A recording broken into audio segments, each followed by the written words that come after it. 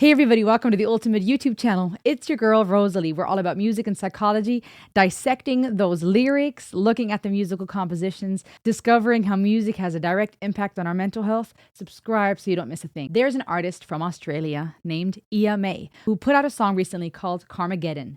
And her song is blowing up. She's blowing up. And the cool thing is that she is an independent artist. The story behind it, from what I understand, is that she actually had to discontinue her relationship with her manager. Manager dropped her, or they decided to part ways because she would not change her lyrics. I want to look into what the song's about and why people are gravitating towards this type of message. Go check her out on YouTube, on Instagram, TikTok, all the places, and let's see what this is all about. Are you ready? Play from the start.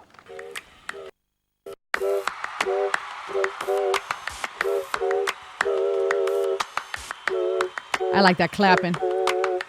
I open up my phone on a Monday morning, staring at my screen. I'm tired and a little lonely. Lots of people can relate, I'm sure. Mr. Muskie says some shit that left so angry. Twitter wars and Gaza, man, it's overwhelming. Maybe that's how life becomes when people less important than a profit line. No one cares about your dreams, just pay your tax on time. Keep scrolling, hold me near to you now. Gender, guns, religion, and abortion rights. You better pick a tribe and ain't the other side. Keep scrolling. Ooh. Did you see Taylor live? Man-made virus, watch some millions die. Biggest profit of their lives. Here's inflation, that's your prize. This is Karmageddon. Turn on the news and eat their lies. Kim or Kanye, pick a side. Cancel culture, what a vibe. This is Karmageddon. Corporations swear they never lie. Politicians bribe for life. More than war, it's genocide. This is Karmageddon. Welcome to the chaos of the times. If you go left and I go right, pray we make it out alive. This is Karmageddon.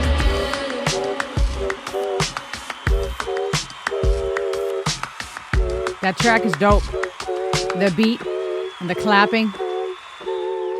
It's Fashion Week, celebs lose ribs. Balenciaga, how's the kids? Just as Drake, he's losing beef. Kendrick killed him in his sleep. This track's about beating up your queen. While women dying doesn't cause a scene. While we're fed all these distractions, kids are killed from Israel's actions. I'ma speak my mind. Sick to death of all these crazy lies. A circus for humanity's decline. We just want a peaceful life. Give the people back their rights. And I still got a beef, cause Fauci's laughing and we've been asleep. And who's a liar and it's running deep. Big pharma finna eat, they a devil, make them weak. Man-made virus, watch some millions die. Biggest profit. Y'all listening to this? Lives. Here's inflation, that's your prize. This is Karmageddon.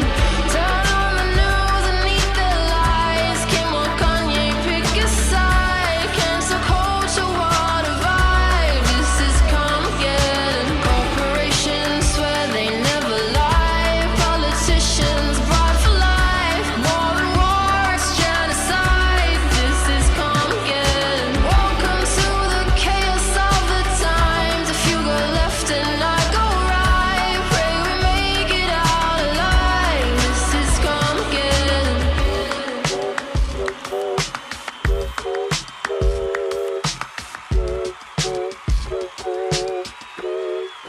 Wow.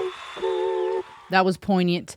The applause of all the people, I feel like fits to the idea of this song very well, because in the end, a lot of people hear things like this and it might sound like a cool track and it's catchy and it's fun and it sounds like something you could be bopping to that's playing on the radio and everybody's screaming and applauding in the end, and yet we're not paying attention to what's really going on. It's almost like we're the sheeple that are being lulled back to sleep and all we heard was the cool track and saw the pretty girl and listened to the cool flow and blinded by the celebrities, right? I mean, there's different ways we can take that, but it's very poignant to end with that. People applauding at the end of the song, but also fitting to this idea of We're just lulled to sleep and distracted, and we're just puppets. We're the pawns, and here goes another star that sang us to sleep and distracted us galore, and we all praise and applaud the politicians and anyone that may throw us a crumb blindly, praising the few on the pedestal.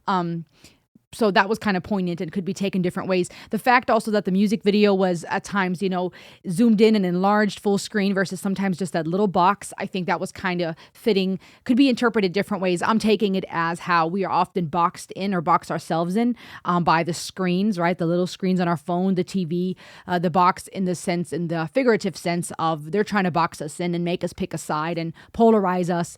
The small box, maybe also this idea of the small lens we're looking at things through, right?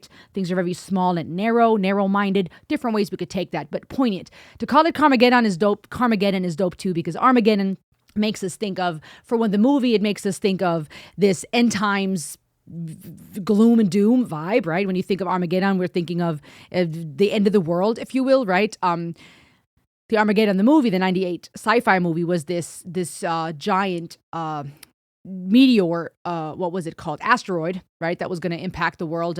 But it's this idea of end of the world, right? It means a final conclusive battle, if you will. Karmageddon is this play on words of Armageddon and karma, because karma being that thing that comes back like a boomerang, right? You do something, it'll come back to you. You make good choices, good things will happen. You make bad choices, bad things will happen. Obviously, it can be a religious and a spiritual concept. It can be a philosophy, if you will. But it's a cool play on words because it's creating this contrast between there's consequences to your actions and also we're doomed. This is the end of the world. We're building this up to the final times. And you hear that, right? You see things on the television and different groups will interpret it differently, and some take it as the signs of the times and they interpret it as evidence that things are going down towards the end.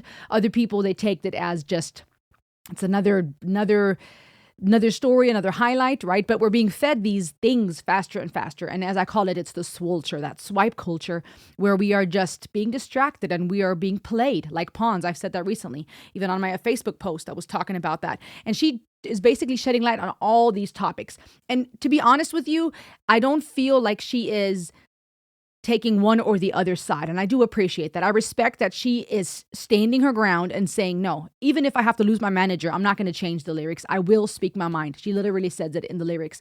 But she's also shedding light on all kinds of hot topics without, to me at least, coming across like I am on one side or the other and you have to agree with me. She's calling it all out, left and right. We're calling out how wars are actually genocide. We're calling out the dilemma it's not even a dilemma, the tragedy, the horror of all the kids dying. She's bringing up Gaza and all the things that have been happening politically, calling out how Israel has been killing kids and not afraid to say that, but without now coming across as she's on the left or the right, because then she goes to the other side and goes, now the politicians and these corporations are lying to us and it's all a money game and we're talking and fighting about abortion rights and we're supposed to pick a side. And she's really shedding light on all the crap, left and right. This is genocide. This is not just war. And these corporations make us want to believe that they're not lying, but they're actually corrupt.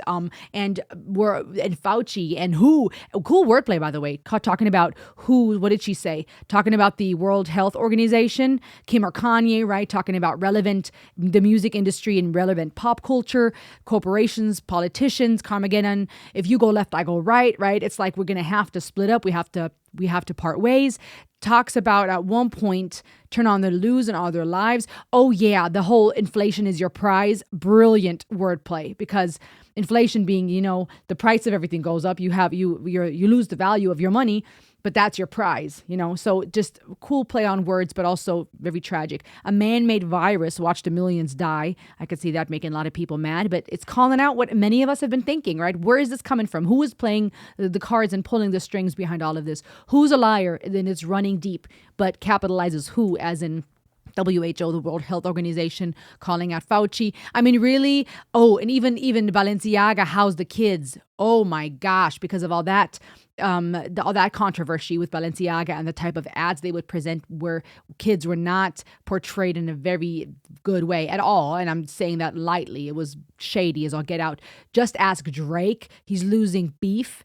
Kendrick killed him in his sleep. I mean, dang, just talking about all the shade and all the conflict that's going on, and it's from politics and money and the health industry to us being fed crap and all the junk in our food to these big names that are corrupt as all get out to politics and war and genocide. I mean, it really doesn't feel like she's just taking one side. She's basically calling it all out and saying, listen, we are being played and this is Karmageddon and it's going to come for you. They're trying to silence us. They're trying to take our peace. They're trying to polarize us. And I respect it. I respect that she's coming out.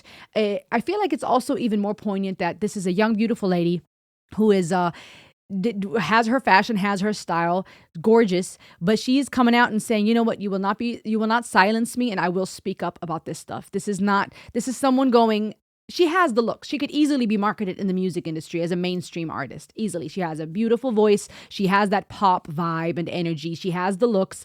She could easily be molded into what the music industry wants to create her to.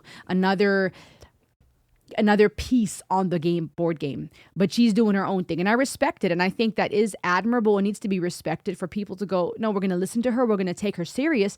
And you can't box her in. This is not some blonde, cute, the next Britney Spears. You can, box in who's going to dance and shake it for all of our entertainment and say things we all want to hear. We can all just bop our way to sleep. She's using a dope catchy track, but she's calling things out. And I respect it. What do you guys think? What do you think about the lyrics? What do you think about a song that makes people go, whoa, what did you just say? Did you really just call this and that out? Is she really saying this out loud? Again, without, in my opinion, making it just about one side or the other. I'm taking this as a calling it all out, left and right. And I think that needs to be said because we have this tendency, and I can do it if I'm not careful, to be drawn to one side or the other based on what we've been mostly listening to. And then the algorithm will feed us more of the same thing. And we'll look for comments that agree with us. We're looking for bias confirmation.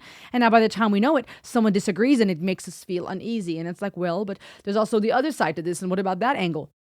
But at the end of the day, it's neither here nor there because the point is that we need to take back our voice. It should be we, the people, and we should stop killing each other and being polarized and letting a few pull the strings. So there's a time and a place to stand up and say things, and I feel like she's doing it. And it takes courage. I respect it. What do y'all think? Subscribe. Check out Iyah. Go check out her channel and her social medias, and I'll see you on the next ride. Ayo.